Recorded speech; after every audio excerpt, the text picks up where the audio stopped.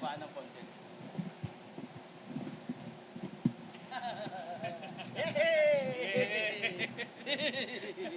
Diyan muna kaming tatlo.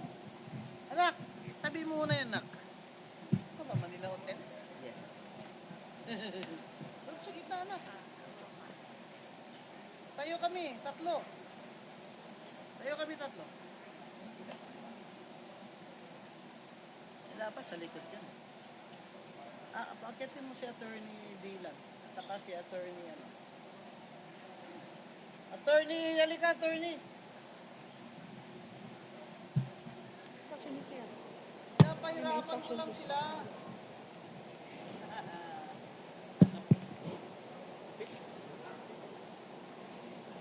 Ha? Ayun tayo.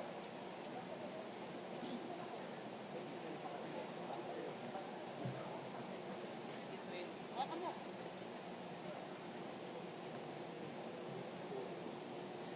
Okay. Mag-good luck, ha? Ako muna. Yung tatlo kami. Tatlo kami. Yan, o. Outside.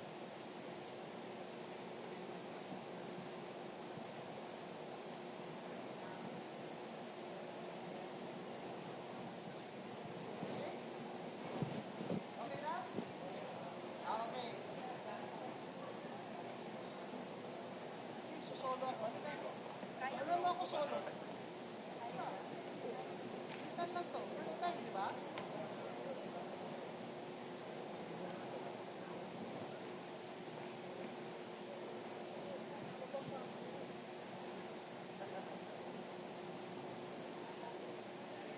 Okay. Okay?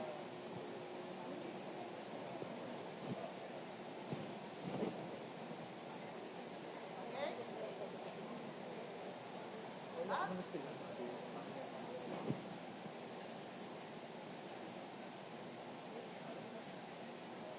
Okay na? Okay, I'll sit down na. I'll sit down and where's the microphone? Ito dito. Salbahan. Napahirapan ko lang. You like the Philippine Star? I leave my comments there on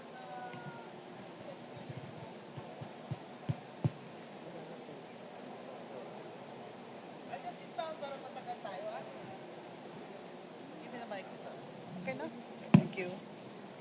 Thank you. Good morning. Magandang umaga po. Salamat po sa COMELEC sa pagtupad sa accessibility para sa mga persons with disability. Ako po si Attorney Maria Rowena Guanzon, ang first nominee ng P3PWD party list. Ang ibig sabihin ng P3PWD ay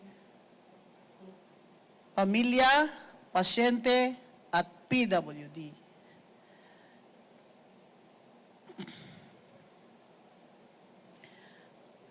We are a party list that is advocating and will work for the rights and welfare of persons with disability and their families.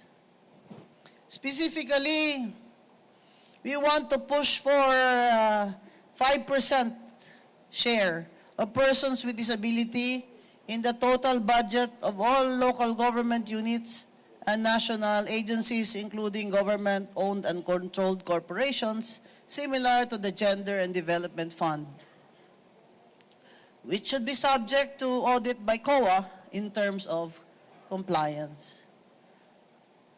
Another is social pension, or the monthly pension of persons with disability from the national government.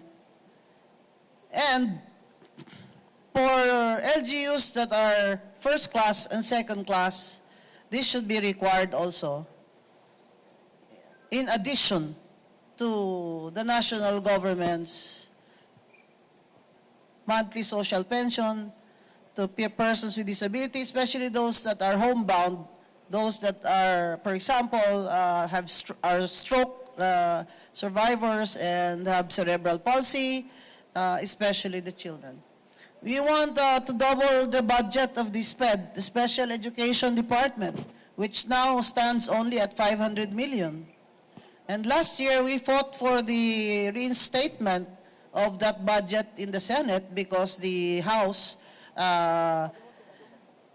gave a zero budget to the DepEd for SPED. Our reasons are as follows. There are only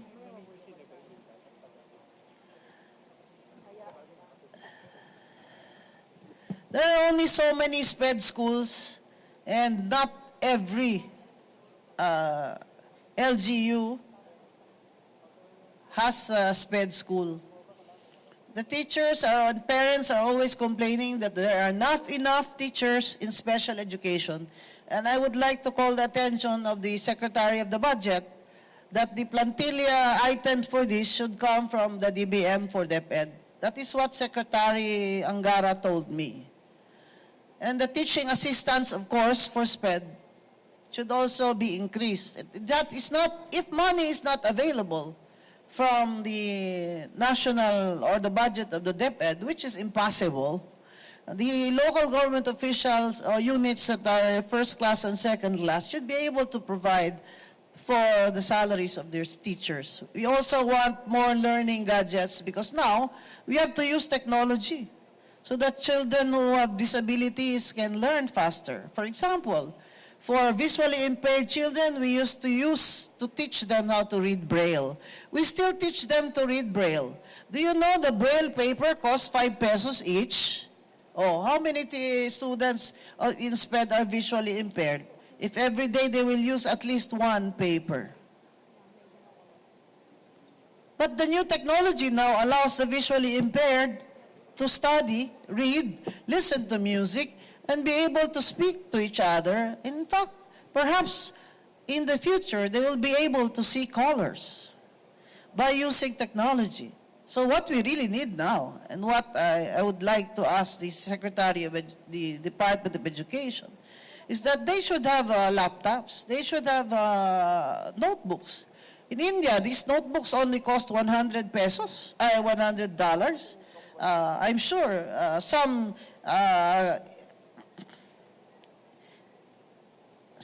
scientist or programmer in the Philippines can invent a cheaper notebook for our children who have visual and orthopedic disabilities.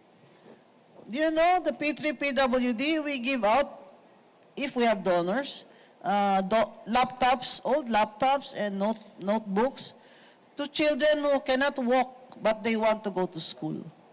One of these beneficiaries has to be carried by her father on his back every day to the school from the mountains. So now we have to make sure that all of these are in the national budget. The other thing is, we also want to work for issues that are of national interest. One is the full disclosure bill, similar to what VP Lenny filed before.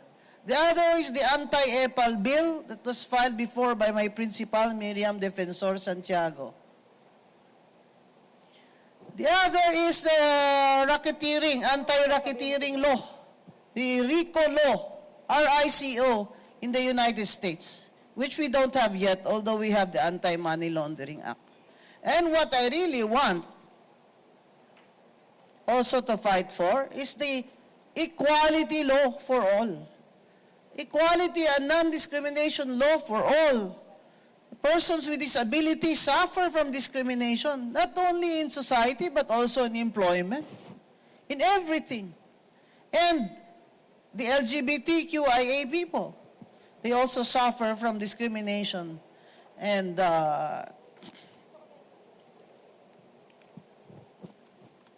other negative treatment because they are gay. So we want a law that will make it a crime to discriminate against any person by reason of their sexual orientation, by reason of their situation in life, race, gender. sexual orientation, disability, ethnicity. Ethnicity. A lot of our indigenous people are discriminated because they look different from us. Because many of them are not as educated. Because many of them are still remain poor, and that is because their lands were land grabbed. I want to announce for the first time that I am an indigenous woman. I have traced my roots up to 5th generation that I am descended from a Bukidnon Magahat on my father's mother's side. Because you know, my grandfather, who was a mestizo, was an illegal logger. So he had always had to go to the mountains. So I am very proud to say, nakatutubo ako. I am very proud to say, Bukidnon ako na Magahat. I'll tell you a story. You know what the Magahat is? Magahat is like an upper class among the Bukidnon. You are Bukidnon, but you become Magahat if you have killed your fellow tribesmen because they have offended you or your family. So in other words, under their customary law, killing was a badge of honor if it is for justice.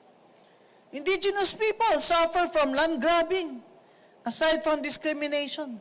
There has to be a law that will make it easier for them, for their ancestral tribal lands to be titled.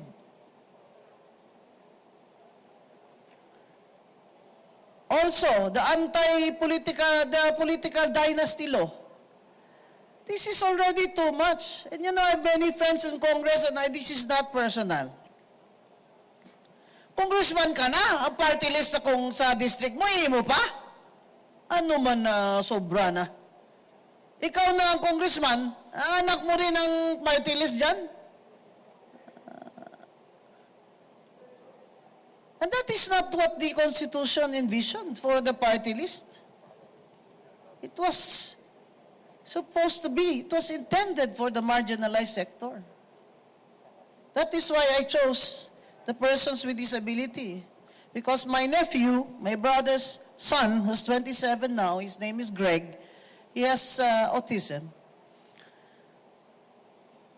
He cannot read, he cannot write. He barely speaks. But God is good. Greg is perfect. Among children with disabilities, ang pinakamarami po yung may autism. Kaya yung mga SPED schools, kailangan po talaga yun. Ang next ay children with Down syndrome who need heart surgery all the time. Many of them are also epileptic.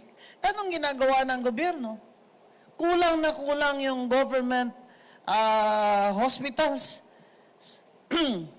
sa services at saka kulang yung mga guarantee letters or payment for free hospitalization ng mga batang who need surgery, especially heart surgery. May nakalimutan pa ba ako? Wala na? O sige, magtanong na kayo. Alam ko naman ang gusto nyo eh. Yes, ma'am, Commissioner. First question is from Jairo Rappler. Rappler, nasan si Paterno? Asan siya? I am the assigned reporter for today. Ay, hindi pwede. Dapat nandito siya at sabay siya pakulong sa akin. It's no longer Gusto ko nga, dasan, nandito si Leila eh. Mapicture kami. Si Leila yung kinulong. Ako yung gustong ipakulong. Sabi ba kay Paterno, pag ako'y nakulong, sasama siya. It's now covering faith and religion, ma'am. Ma'am, for my question, ma'am, you weren't able to sit at the House after Cardema blocked your proclamation. For the record, ma'am, for those who are asking, ma'am, may mga sasabi po na bakit hindi na daw po kayo nag-sidestep para makaupo sana yung mga original nominees, ma'am. Can you clarify that po? Sidestep? Ako? Opo. Di ba may nag-substitute po kayo after the... Yeah, because the first nominee was our chair, was a polio survivor and was survivor of breast CA. Her daughter had stage 4 aggressive breast CA. So she could not sit. So she told me, Since you have been advocating for PWDs and you're retired now, why don't you just campaign for us to? Because I'll campaign for you. So I campaign, di ba? And then she decided di talaga kaya because they'd go to the hospital three times a week eh. So, di talaga kaya. So, that's a fact. Hindi yan namin lie. Ano ba lie sa Tagalog? Ha? Gusto? Lie? Like? That's not a lie. Like kasinungalingan, ma'am. Hindi yan kasinungalingan. Totoo yan. Sidestep ako para makaupo siya. Siya naman talaga dapat uupo. Nag-take out na nga siya. Si Grace Ineza, taga-UPBA, consultant of the ADB. They are brilliant people in P3PWD. Brilliant and accomplished people. We have family members who have disabilities. Totoo kami. We are a genuinely marginalized sector. Totoo yan. Hindi kami kontraktor, kagaya ng iba dyan. Na kontraktor na ito, nagpa-party list, di na kayo nahiya. Ang dami nyo ng pera. Gusto nyo pa mag-congressman kayo para lalong dumamay ang pera nyo? Sana binigay nyo na lang yan sa amin. Yung mga tunay na marginalized, hindi konti na lang sana ang mga boto kailangan namin. Ngayon, kukumpetensya pa kami sa mga vote buying nyo. Ayan, galit ng lola. Nasaan na yung sandwich ko? Ma'am, just a follow-up question, ma'am. In 2019... I was not able to sit because of the personal venganza of Cardema. I'm the one who paid the highest price for supporting Leni Robredo. And you all know that. Ngayon gusto na nila akong ipakulong. Siguraduhin mo lang, Rappler, na nandun ka, ha? At si Paterno dalhin mo. Dahil hindi ako papayag na ako lang makukulong. Sama si Sandra Aguinaldo. Nasaan si Sandra? Sabihin niyo sa kanya, ni-roll call ko siya dito. Pag ako'y naaresto, kailangan yung dalawang yan kasama ko sa kulungan. Dahil freedom of speech ang depensa ko dyan. Aside from, there is no law punishing. How can you indict me for a crime, graft, that there is no law punishing disclosure of the name of the ponente as a crime? That is a Supreme Court rule. And they contempt me, disbar me, but send me to jail. On graft, na hindi naman ako kumita kahit 5. Ang daming magnanakaw dyan, ba't hindi nila inuna? Ako talaga gusto niya unahin? Ano ba naman to, ombudsman na to? Maawa naman kayo sa mga taong akala nila nagnakaw ako. 25 years in government. My father and my mother will roll in their graves. Graft? Libel. Pahin ako, bigami. Sige. Sino gusto magpakasal dyan sa akin? Magbigami tayo. Pahin ako. Graft. By telling the public that may nakikialam sa integrity ng Commission on Elections, which should be an independent body. May nag-i-interfere. Kaya yung mga commissioner ay sinusulot. Is that graft? Never mind. I'm going to the Supreme Court on a petition for certiorari, and I pray that the Supreme Court will grant me a temporary restraining order. If not, then Paterno and Sandra Aguinaldo will go to jail with me. Unfortunately, ma'am, they're not part of the respondents in the... Ikaw naman, wala ka sense of humor. Malis ka nga dito. Ba't mo nagpapadala Rappler dito sa mga serious na mga tao? Ma'am, that was a joke, ma'am. Ma'am, just a follow-up question, ma'am, to set the record straight po. In 2019, when Cardema used the substitution po for the party list, you said that it was an abashed mockery and assault to democratic processes po. What can you say, ma'am, sa criticism po na you used the same substitution method po for the P3WD Kasi he was party list? disqualified, anak. Under the party list law, overage siya. Gusto niya, dahil Duterte siya, pipilitin ko yung mga commissioners na pikit na... Ano ako, bobo? Number 6 ako sa klase ko sa UP, nag-Harvard pa ako. Nakakahiya, nagtuturo pa ako ng batas. Hindi man lang ako marunong magbasa ng party list law. And it says there, he's overage. Hindi ba unanimous ang decision ng COMELEC and Bank Unanimous yun. Disqualified siya. Pero anong ginawa? Pinaupo namin ang anak niya, ang asawa niya. Pinaupo namin ang asawa niya. Hindi lang ako bumoto as a matter of principle. Pero nakaupo sila. Oh, in fact, there's a Supreme Court decision that says that their substitution was valid. Look at me in the eye. You, since you're asking the question, you learn from this. There's a Supreme Court decision that says, tama ang COMELEC na pinasubstitute namin. Yung asawa niya, ayaw niya talaga kasi gusto niya, siya talaga mag-congressman. Mario Josep naman. So, that's why he filed a case. He filed a case knowingly that the Supreme Court already favored them. Isn't that malicious? That's really malicious. Kung sino may sabihin na, biktima sila ni Commissioner Guanzon, ako ang biktima dito. Hindi lang ako mukhang biktima kasi nagpapaganda ako lagi. Banak? Okay, Banak? Ha? Hand-embroidered dito, anak, ha? Ng mga bukid doon sa Panay. Ha? Pati yung belt ko, anak, oh. Ako ang nag-suffer dito. Ako ang biktima dito. Do you know everything that I spend for the PWDs, wheelchairs, everything, talking watch, and you know that comes from my personal money? This election again, personal money na naman ng pamilya at saka mga friends namin. Ma'am, ba't ayaw mong mag-receive ng donations? Ayoko.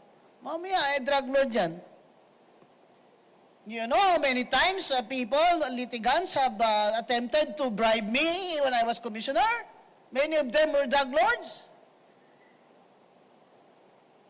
Kung kawatan ako, matagal na ko silang tinanggap. Sky is the limit. Panalunin ko lang sila. Kaya ang dami kong baril kasi pag hindi ako nabili, papatay nila ako. Masaya kayo To Philip Salvador, again, I say, after you, sir. Sabi ba naman niya, kayo nagbabati ko sa akin, mamatay kayong lahat. To Philip Salvador, after you, sir. Hindi lang ako mukhang kawayo, Kasi astig ako, Kaya hindi na-appreciate yun ng tao. Gusto nila nawaawa. Gusto nila, underdog Ha? Gusto nila underdog. Sirain pa ng wheelchair yung damit ko, Mahal nito, Nak, you know me, I feel very strongly about these things, right? I could have just retired with my pension and my inheritance and damn you all. You deserve the government you get. I'll go live somewhere else. Why am I here? My God, my father fought for this country. Received the Congressional Gold Medal as a veteran. They suffered under World War II. Patriotism is a very high value in my family. Love of country. Sabi nila, nanalo si BBM, Ma'am, ikaw din ba mangingibang bansa ka? Ba't ako mangingibang bansa? Lasing lang ako kagabi, pero this is my country. This is my country. I'm staying here. I'm fighting for my country. Join me. Join me. I know there are still millions of us who want a good future for our children. Hindi na pwede ito. Illiteracy. Hindi na pwede. Gold reserves gone. Inflation rate. Ayuda ng ayuda. Para mabadaling mabili ang boto, ayuda ng ayuda. Bakit hindi isolve ang inflation? Para wala na ayuda. Ha? Di ba tama? Isolve ang inflation. Para walang ayuda. Bigyan ng trabaho mga tao para walang ayuda. There's almost 2 million people who have no jobs. 1 million of them are probably in Metro Manila. Can you imagine? 1 million families have no income. And then we ask, why do people sell their votes? Of course, people sell their votes. And why do these politicians buy votes in the first place?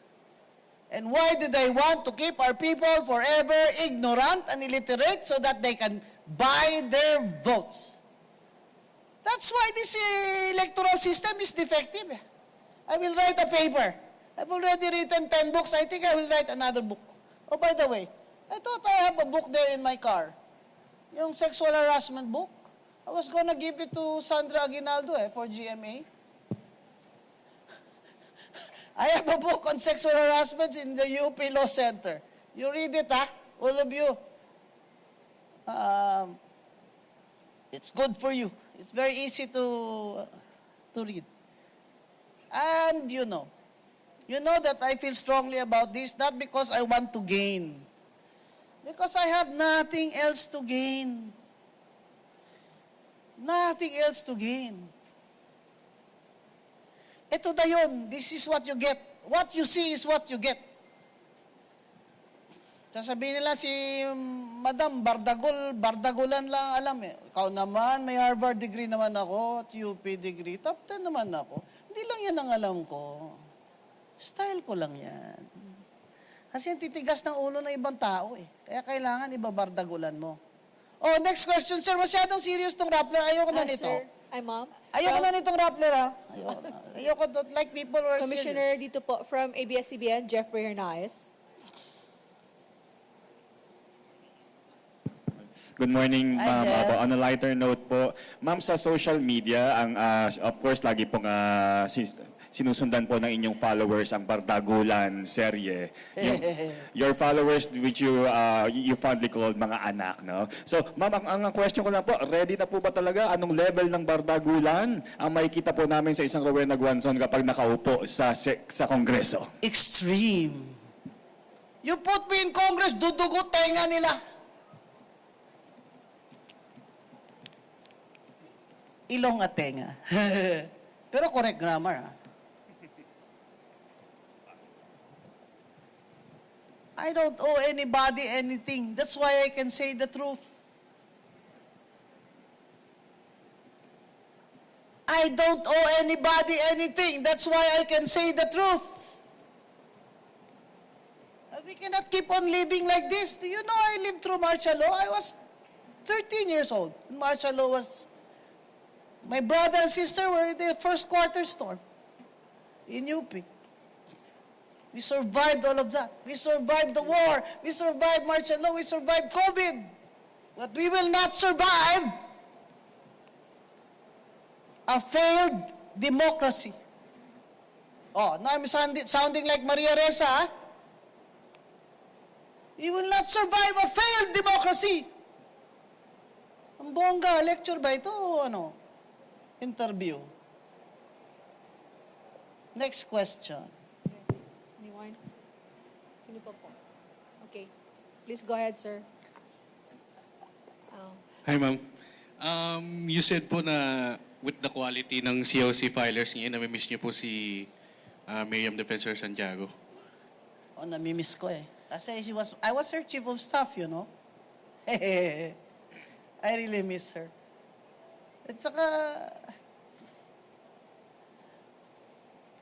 hindi lang yung style yung the humor, the satire, saka yung yung, wala siyang sinasanto in Tagalog, no? Wala siyang sacred cow. Diba? Kaya, nakita ko nga may nag-file na katutubo, di ba? Ang ganda. Sa ganun talaga, dapat. Kaso nga, the electoral system is, has many defects, weaknesses. Kaya tayo nagkakaganito How can you say that this is really a true democracy when the people's votes were just bought? Oh. How can you say that? That this is really the will of the people? If their votes are just bought. And they're easy to buy because there are a lot of more poor people than middle class people. We should have a strong middle class. Look at the other democracies. Of course, America is the one. But I would rather go for the Scandinavian countries where their economy is better. In Norway. That's why I want to migrate to Norway. If I did not run for office, I probably have gone to Norway and teach. You know, in Norway, they have a very strong women's union, and they participate in elections as coalitions. Why do they have a women's union? Because they have jobs. Why don't we have a women's union? Because we don't have jobs for women. We don't have jobs because there's no new capital. There's no new foreign investment. Who wants to invest in the Philippines when the inflation rate is high, corruption is very, very high? Kaya on my agenda list, anti-corruption is really very high. How can you say that we are at mga Pilipino daw, kalahati daw sa atin happy? Ha? Kasi ganyan talaga tayo eh. Yung mga Pinoy talaga, di ba? Kahit saging na lang kinakain, happy eh. Mga Bisaya, kami nga eh. Sayaw kanta eh. How can you say that people are happy? Kung ganito lang lagi ang gobyerno natin, we have to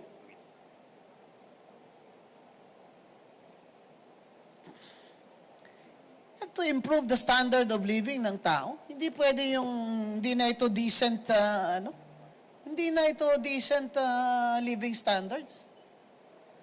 Ewan ko, in my lifetime, kung makikita ko pa ito, 67 na ako eh. Probably I'll be in office 3 years or at most 6 years. O pero, sige, bigyan mo ako 1 million votes, takbo ako senador. Oo. Diba?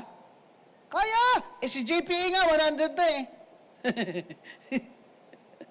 Kaya pa! Next question. Any more question from the media, please? The economy. Ask about the economy. Meron pa? Okay. Anyone? Ma'am, Commissioner, wala na pong question. So, di ko alam anong sound bites ang nakuha nyo. Pero, I hope you got it all.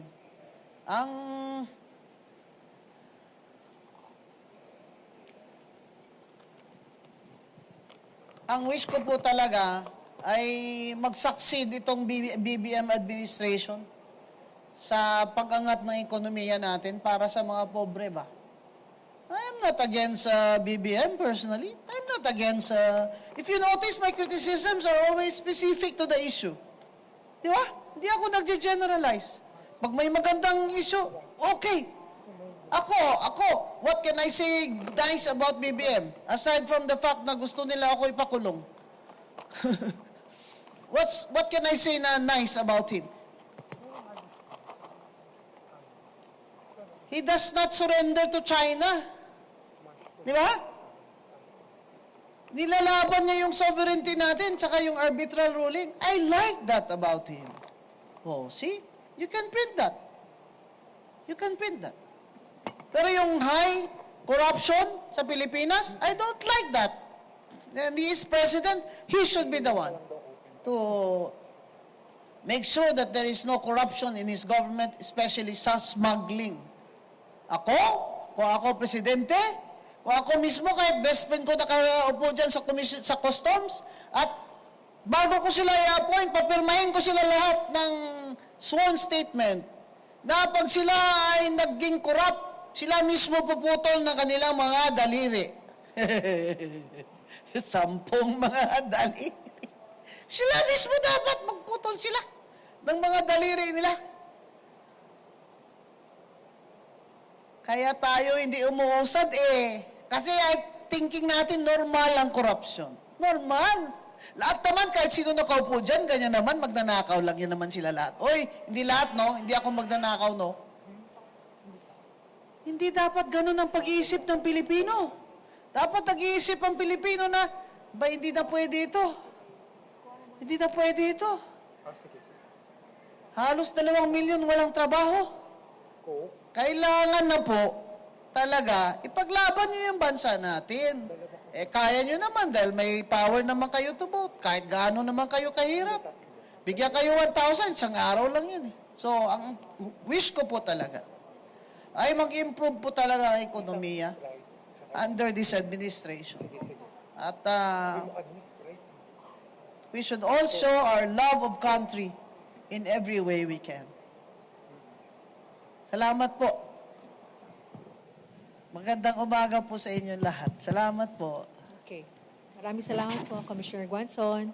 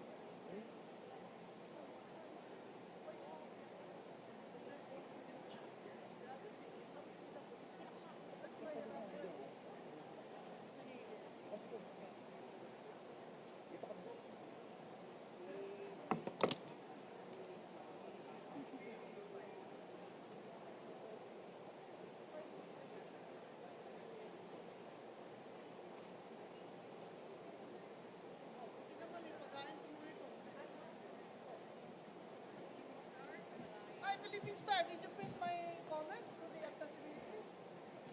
Yeah. Lakas oh.